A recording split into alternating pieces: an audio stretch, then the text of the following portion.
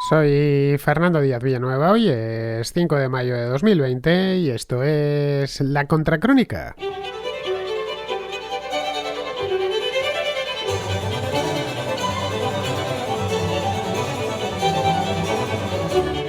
Con 165.000 casos confirmados, pero solo 6.800 fallecidos. Bueno, os doy el número exacto que lo tengo delante en estos momentos. El número de fallecidos es de 6.866 y una tasa de unos 82, exactamente 82 muertos por cada millón de habitantes, frente a los 540 de España o los 420 del Reino Unido.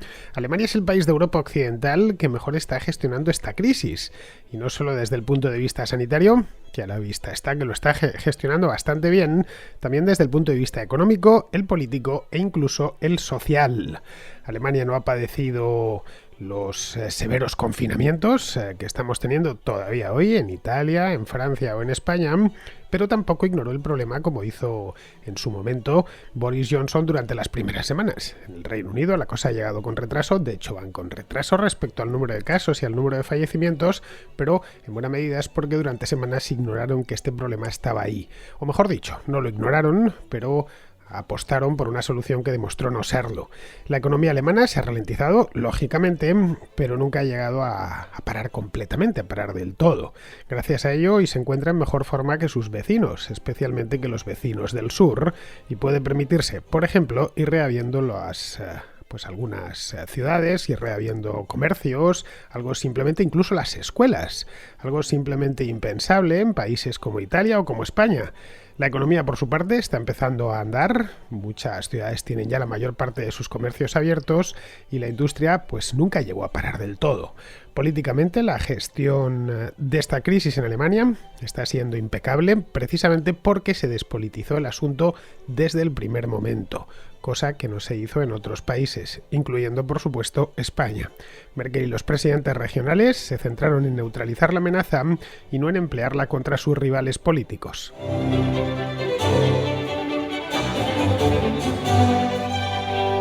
Los números de Alemania son la envidia de Europa entera. Eso no es ningún secreto. Todo el mundo habla del caso alemán para luchar contra la COVID-19 y lo habla desde el puro encomio, porque la verdad es que el número de fallecidos es bajo. Evidentemente esto todavía es temporal, por lo que sabemos hasta ahora, y sobre todo porque el impacto económico dentro del país no ha sido tan duro como en otros países. Caso, por ejemplo, de Italia o caso, por ejemplo, de España. También Francia, que tiene lo suyo. Son los tres países más castigados, seguidos muy de cerca, por cierto, del Reino Unido. El país, Alemania, quiero decir, ha sido golpeado, por supuesto, por la epidemia. Solo faltaba, además, un país tan céntrico, y ahí están los 165.000 casos que acumula a día de hoy, pero ha sido golpeada en menor medida que sus vecinos. En Alemania se han confirmado un total de 1.977 casos por millón de habitantes, frente, por ejemplo, a los 5.200 de España o a los 3.400 de Italia. Luego, en el apartado de fallecimientos, que es evidentemente el más importante de todos, la proporción es aún menor a su favor, quiero decir. Tiene 82 muertos por millón de habitantes frente a los 540 de España, que se dice pronto, y los 380 de Francia, o los 207 de Estados Unidos, por salirnos del continente europeo. Son cifras necesariamente temporales, no hace falta que lo recuerde, es obvio, todavía falta mucho para que sepamos, pues falta tranquilamente un año para que sepamos las cifras, si no exactas, si más o menos exactas, de tanto de contagios, pero sobre todo de fallecimientos. Estamos con cifras temporales en todos los países, no tenemos muy claro en ningún país del mundo cuánta gente ha muerto y está muriendo a causa de la COVID-19, por razones múltiples, no todas achacables a la mala intención por parte de los políticos. Muchas veces pues ha muerto gente esto lo sabemos por la propia España, ha muerto gente de esta enfermedad, y en su momento es que directamente ni siquiera se sabía, que ni se le hizo la prueba ni se pensó, sobre todo en los primeros momentos. Luego, posteriormente, pues no se sabía si el difunto en cuestión había muerto directamente por esta enfermedad o por otra que ya traía, etcétera. Al final esto se verá, el impacto final se verá cuando se cotejen dentro de unos meses, dentro de un año, se cotejen las cifras de fallecimientos en este mismo periodo y se comparen con los fallecimientos en la primavera de 2020. Esto podemos ir viéndolo ya. Es más, en España no es muy difícil. Los datos son públicos y los podemos ir mirando. Se van actualizando de manera periódica. Podemos ir viendo, pues en el caso español en concreto, entre el 17 de marzo, lo estuve mirando el otro día, y el 28 de abril habían muerto unas 30.000 personas más de lo que era habitual, es decir, del promedio anterior. Esto mismo se puede hacer en cualquier país de Europa, en Italia, en Alemania, en el Reino Unido, en Suecia, allá donde vayamos. Esto con el tiempo, haciendo los ajustes pertinentes, haciendo los descuentos pertinentes. Tened en cuenta que durante los confinamientos ha habido mucha gente que no ha muerto, por ejemplo, de accidentes de tráfico. Esto porque no se podía circular y por lo tanto pues accidentes de tráfico ha habido muy poquitos, y eso los estadísticos pues llegado el momento tendrán que hacer sus ajustes. De cualquier manera, con los datos que tenemos hoy en día, pues lo que nos vienen a decir, a pesar de que son temporales, como ya he dicho, nos vienen a decir que los de Alemania son especialmente buenos, especialmente si los comparamos con los del resto de países de su entorno, empezando por la propia Francia, y podríamos continuar por Italia, por España o por el propio Reino Unido. Semejante éxito ha llamado la atención de la comunidad internacional, no solo de los países europeos. En Estados Unidos también lo están estudiando con mucha atención porque, bien, pues un caso de un país tan bien conectado que haya tenido tan pocos, sobre todo tan pocos fallecidos, más que tan pocos casos, que han sido por lo demás también menos casos que en otros países menos poblados, como puede ser el caso de Francia, que tiene 20 y tantos millones o 20 millones menos de habitantes que Alemania, o el caso de Italia, que tiene, pues sí, también 20 y tantos millones menos que Alemania, pero tiene menos casos confirmados y por supuesto muchísimos menos fallecidos. Esa es la razón por la que todo el mundo a estas alturas, ya en el mes de mayo, está mirando a Alemania. Todos se preguntan cómo un país de 82 millones de habitantes, en el mismo corazón de Europa, que comparte una frontera bastante larga con Francia, la frontera entre Francia y Alemania es de 450 kilómetros, luego tiene también una frontera no tan larga, pero lo suficientemente extensa como para ser muy permeable con Bélgica. Ojo, todas las fronteras en Europa son muy permeables porque hasta hace 4 días estaban abiertas. Uno podía pasar de cualquier país a cualquier país sin encontrarse un policía, ni una garita fronteriza, ni nada por el estilo. Así que tenemos entre Francia y Alemania hay 450 kilómetros y entre Alemania y Bélgica hay 133 kilómetros. Es decir, estamos hablando de más de 500 kilómetros de frontera con dos países muy castigados. El caso de Bélgica especialmente, es de hecho Bélgica el país que más muertos tiene por millón de habitantes.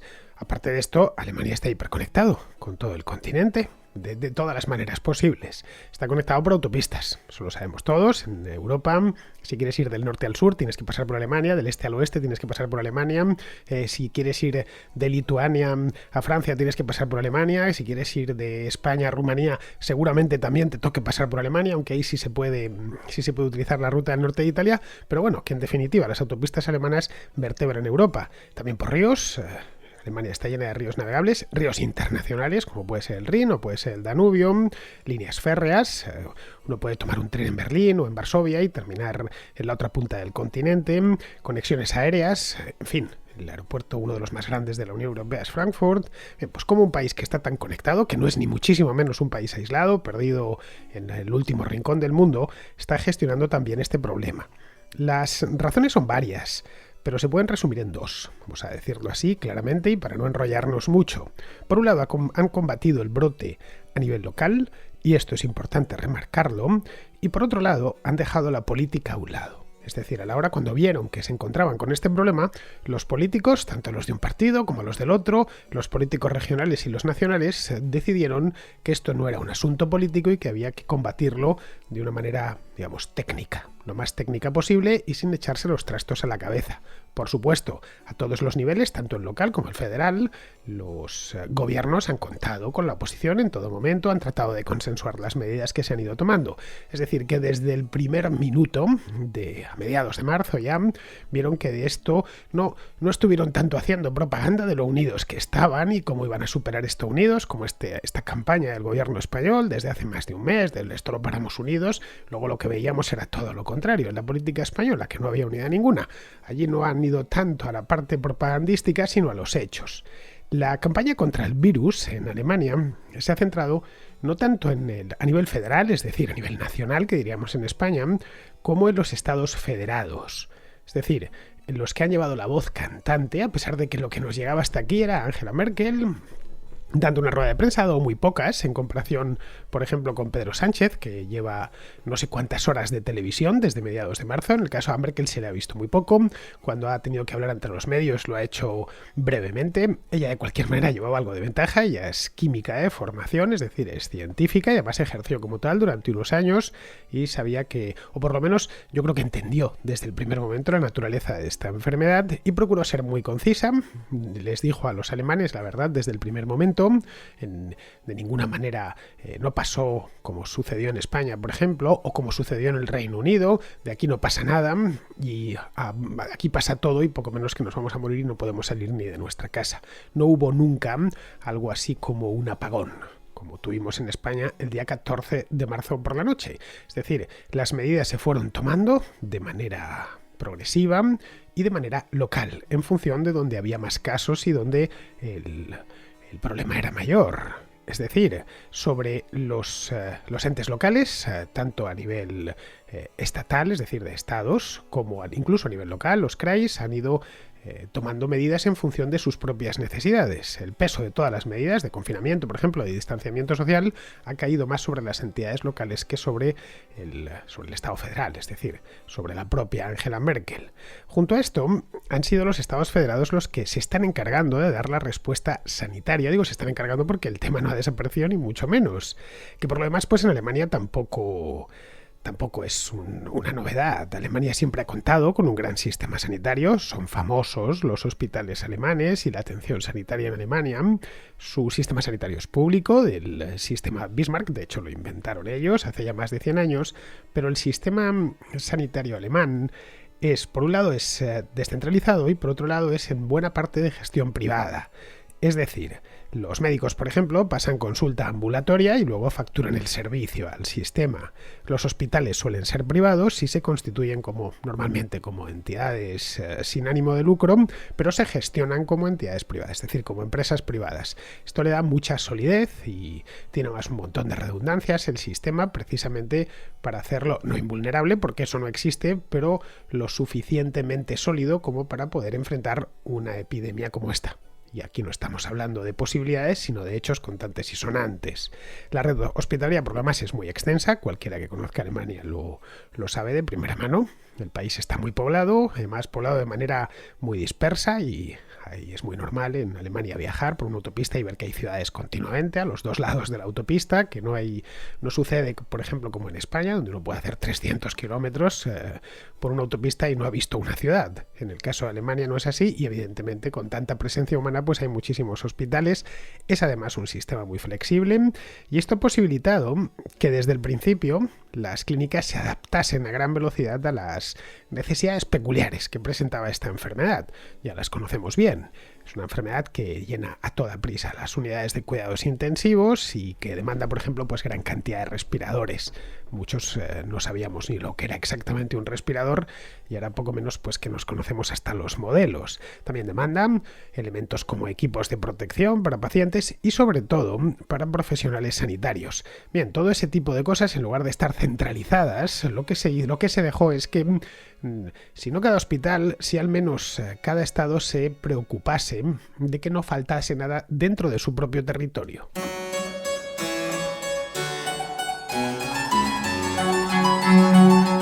Os preguntaréis qué hacían entre tanto en Berlín. Es decir, si os lo estoy contando un poco, quizá os penséis pues que Angela Merkel estaba cruzada de brazos en la Cancillería sin hacer nada. No, han hecho cosas, pero se han limitado básicamente a seguir el curso epidemiológico de la enfermedad, que era para lo que estaban. Es decir, para los grandes asuntos, mientras que los pequeños asuntos o los más menudos se encargaban las entidades locales.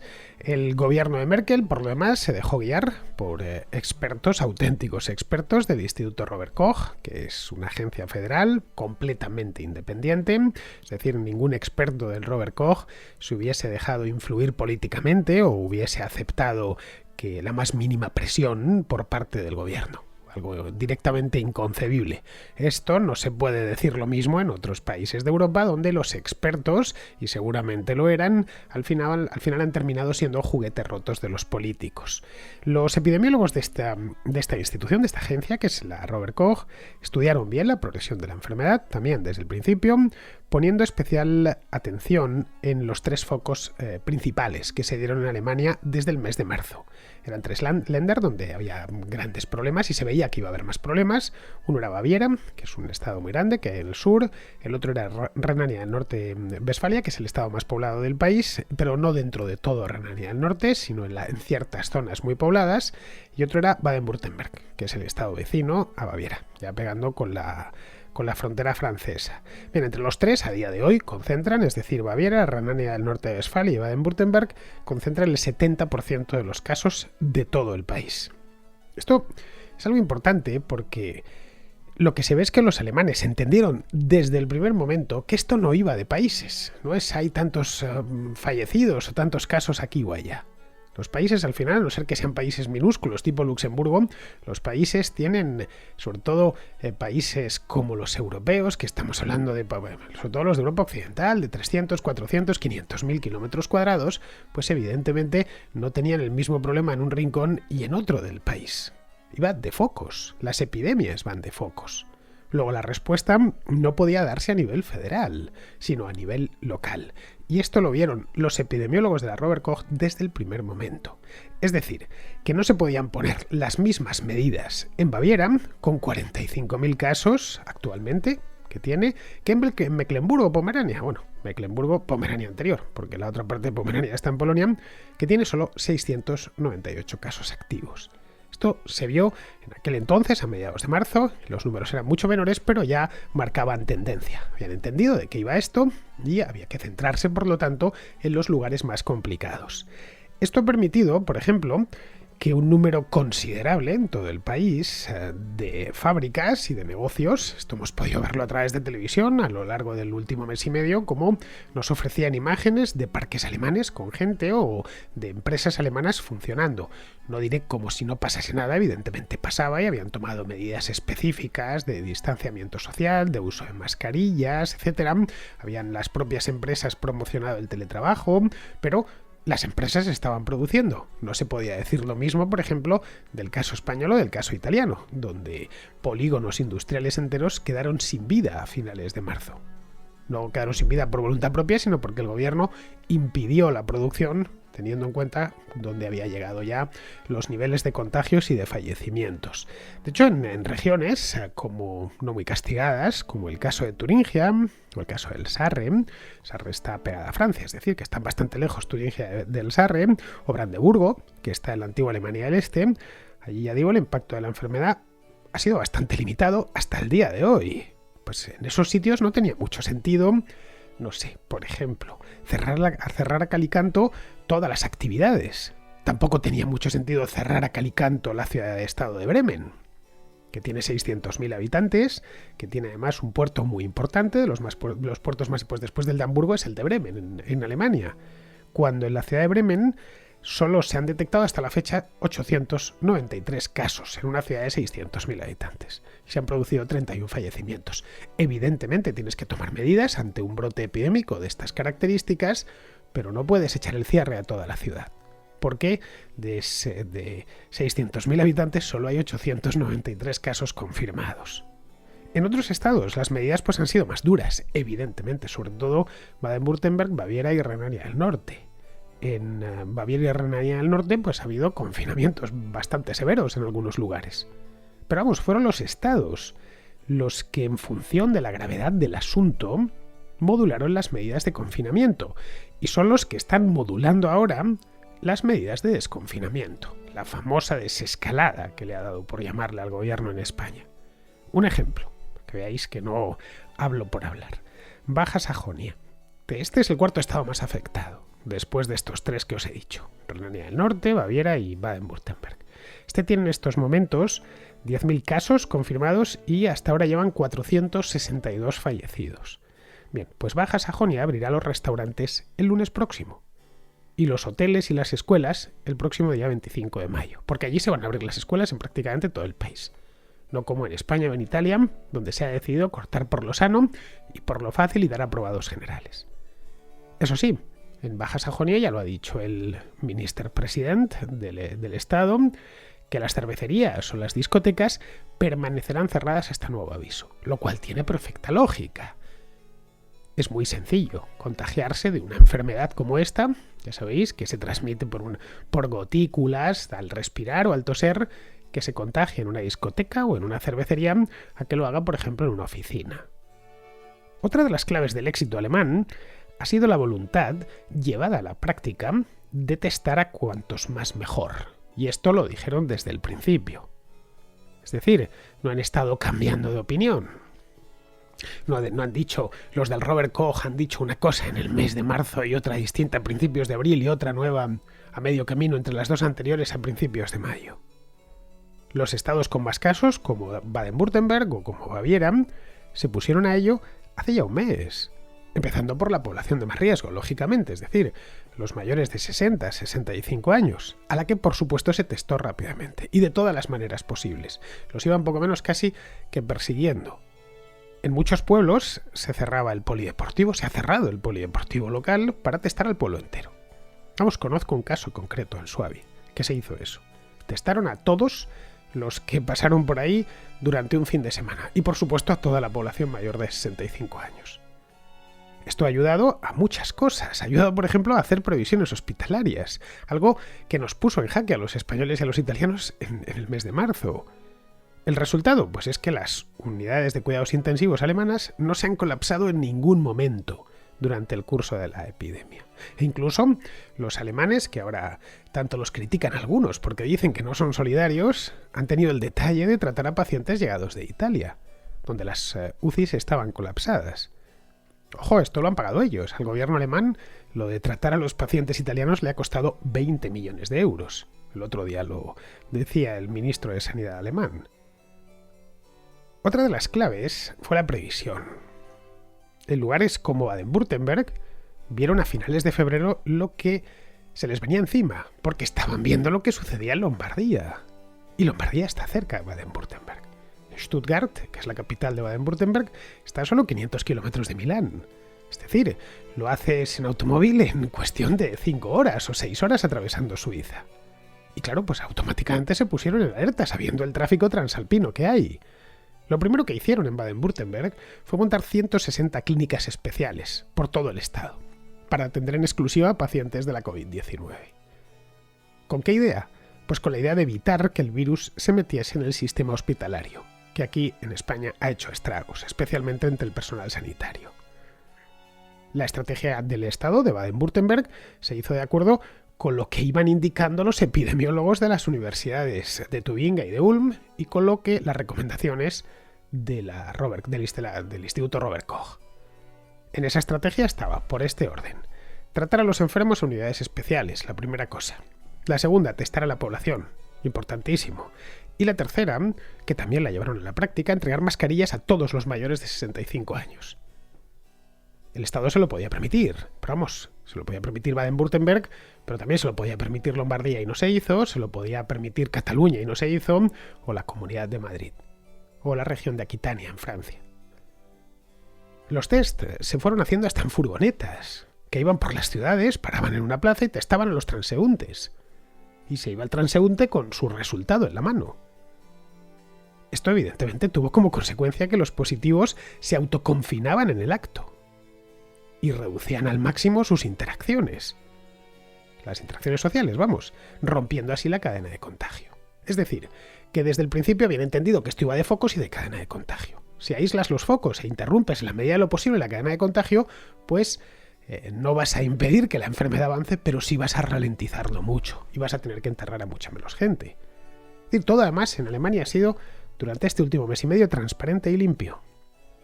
Ni en Berlín ni en ningún estado federado se utilizó esta historia como arma política, y ahí está la prensa alemana como demostración. Algo muy diferente, por ejemplo, a lo que ha pasado en España, donde esto estaba ya politizado desde antes de declarar el estado de alarma. Unos pidiendo la dimisión de Sánchez desde el primer día y los otros echando la culpa a los recortes del PP, al Sursum Corda u organizando caceroladas contra el rey. Esto es lo que hemos podido ver. Es normal que a muchos alemanes viesen toda esta historia y toda esta batalla con estupor. A los alemanes es cierto, y esto hay que reconocerlo, que les llegó una buena mano de cartas, pero es que luego han jugado esa buena mano de cartas, la han jugado muy bien. Aquí nos llegó una mala mano de cartas y luego nos hemos empeñado en jugarla mal.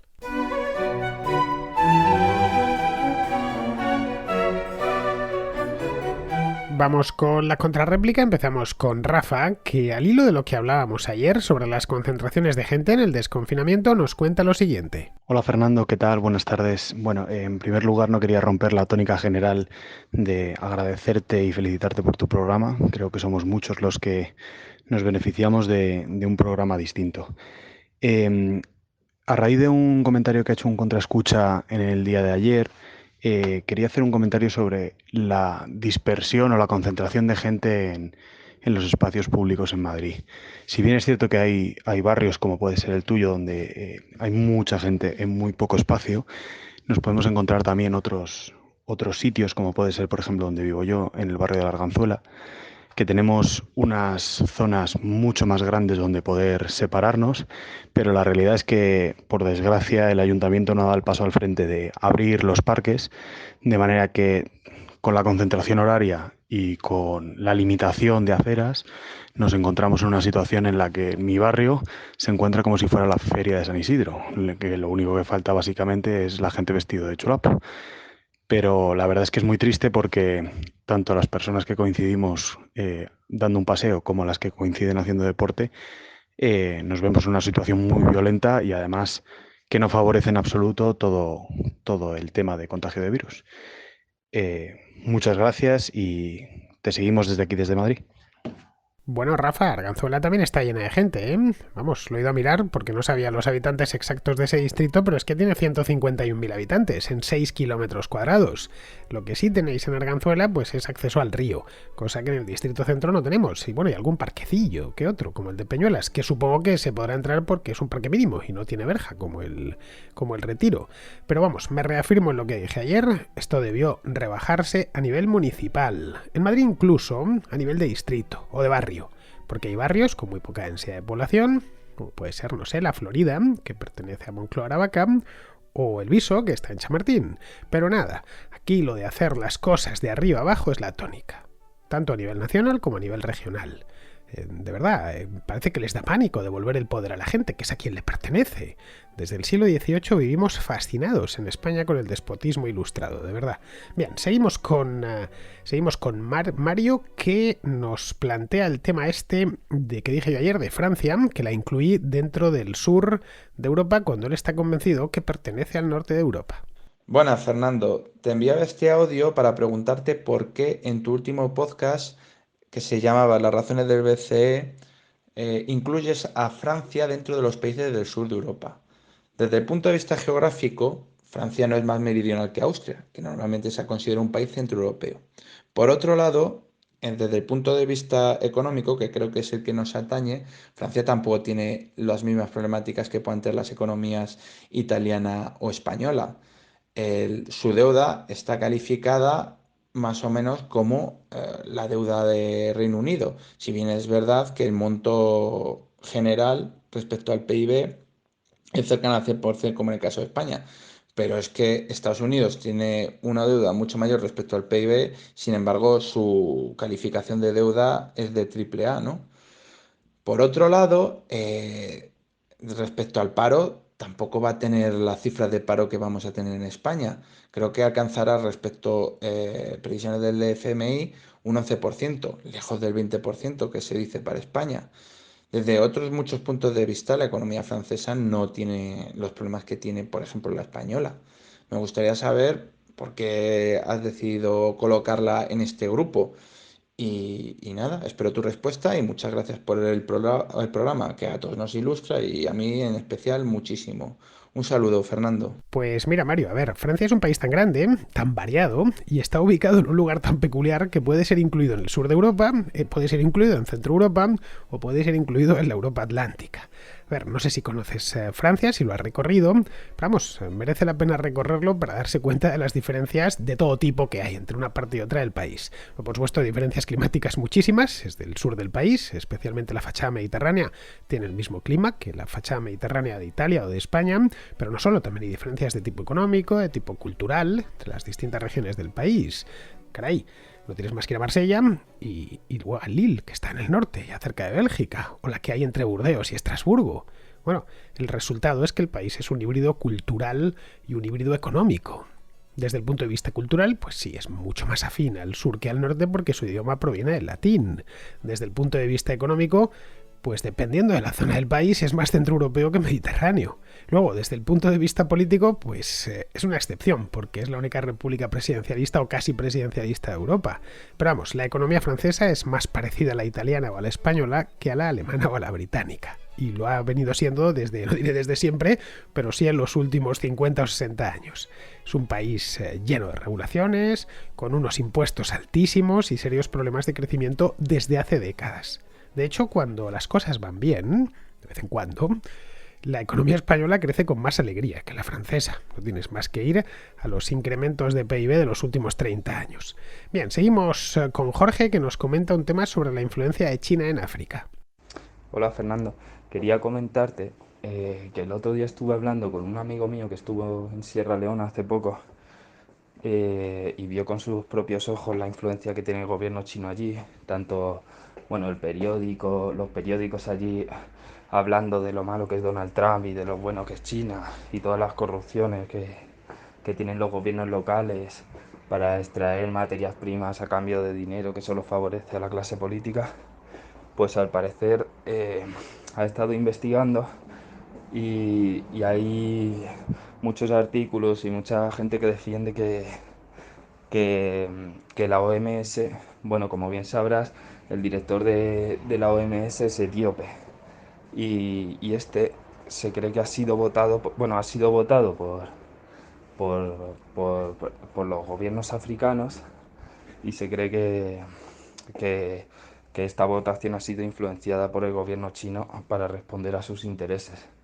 Y la verdad es que es bastante preocupante toda la influencia que está consiguiendo el gobierno chino a base de corrupción en todo el mundo. Y eso, que seguro que te parecerá interesante investigar sobre esto. Bueno, Jorge, es que el África subsahariana se ha convertido en algo así como el patio trasero de Pekín. Es una variedad de nuevo colonialismo, se ha escrito mucho en revistas especializadas sobre este tema en los últimos años. Nuevo colonialismo chino, las empresas chinas invierten en esos países, básicamente en empresas mineras y extractivas, y a cambio pues se aseguran el suministro de materias primas estratégicas para ellos y que no encuentran en China o no en la suficiente cantidad. Sobre todo, básicamente, minerales y productos agrícolas. Las inversiones muchas veces pues vienen acompañadas de generosos sobornos para los políticos locales. De ahí que el estado de opinión, por regla general, en el África subsahariana sea, por regla general y de todo, sea abiertamente pro-chino. Mira, Sierra Leona, que es el país del que nos hablas. Sierra Leona exporta mineral de hierro, bauxita, diamantes y cacao, nada más. Bueno, eso es la mitad de sus exportaciones. Bien, pues todas sus exportaciones van el 40%, es decir, 4 de cada 10 dólares que le entran a Sierra Leona le vienen de China. Caray, yo creo que con esto ya está dicho todo. Bien, vamos ahora con Gonzalo, que se preocupa por una de las consecuencias, tiene unas cuantas más, pero una de las consecuencias de la cuarentena. Hola Fernando, te grabo este audio, lo primero para felicitarte por tu programa y lo segundo por una cosa que me estoy dando cuenta de mi contexto más cercano de amistades. Con todas estas personas he estado en contacto por medio de videollamadas o WhatsApps y pues me he dado cuenta de que en la mayoría de estas llamadas pues mis amigos confirmaban que estaban bebiéndose una cerveza, un vino o incluso en alguna ocasión especial una copa. Entonces, pues pese a que mi grupo de amistades pues siempre les ha gustado todo el tema de beber o de consumir alcohol, pues me ha llamado la atención esto, porque lo han convertido en una rutina, ¿no? O es algo que hacen diariamente.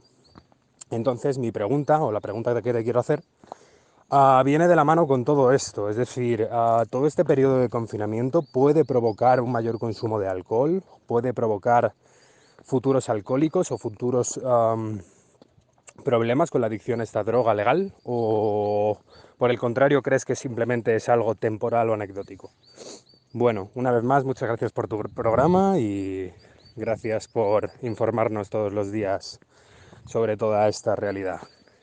Bueno, Gonzalo, es que esto para muchos, más que cuarentena, ha sido gordentena y para otros borrachentena. Para unos pocos, espero que sean muy pocos, habrá sido gordentena y borrachentena. A ver, lo segundo, es decir, la borrachentena es peor que lo primero, la gordentena. Porque los kilos de más, pues siempre puedes perderlos, ¿no? Si te lo propones, haces ejercicio, comes menos y tal. Pero claro, el alcohol, en cambio, no, el alcohol es puro veneno. A ver, no pasa nada por tomar ocasionalmente una cerveza o una copa de vino, pero el alcohol en sí, siempre, ¿eh? No hace falta que estemos de cuarentena o no en cuarentena.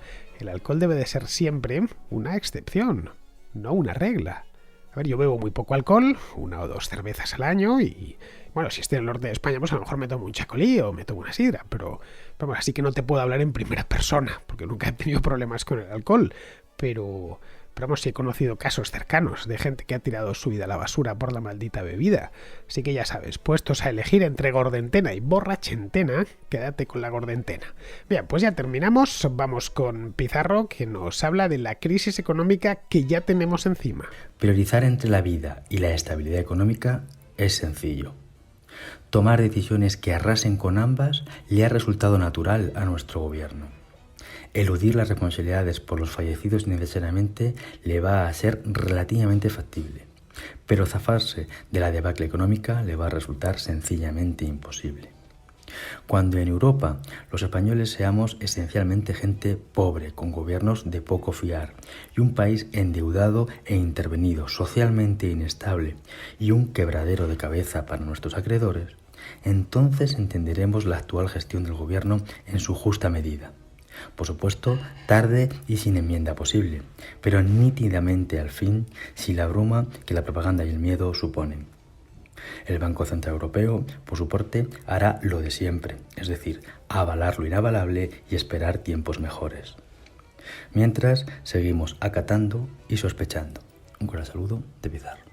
Y con esto, queridos amigos, ya damos por terminada la contracrónica de hoy. Tengo una buena noticia que muchos habréis visto ya, tanto en iVoox como en YouTube. He conseguido subir el directo el otro día, del pasado viernes. Ha sido todo gracias a un patrono que se llama Mario y que se lo agradezco desde aquí, que no sé cómo lo ha hecho, no me lo preguntéis, pero ha conseguido recuperar, debe de tener unos duendes o algo así por las redes, y ha conseguido recuperar no el vídeo del directo, pero sí ha recuperado el audio. Así que pues, le he puesto una cartela para, poniendo bien claro, audio recuperado, se escucha perfectamente, eso sí, y lo he subido tanto a iVoox como a YouTube. Dura 1h30, os lo advierto, 1 hora con 32 minutos. Así que si os interesa, ya sabéis, lo tenéis no en el archivo, lo tenéis justo antes de este programa. Muy bien, queridos amigos, pues con esto me despido de vosotros. Hasta mañana.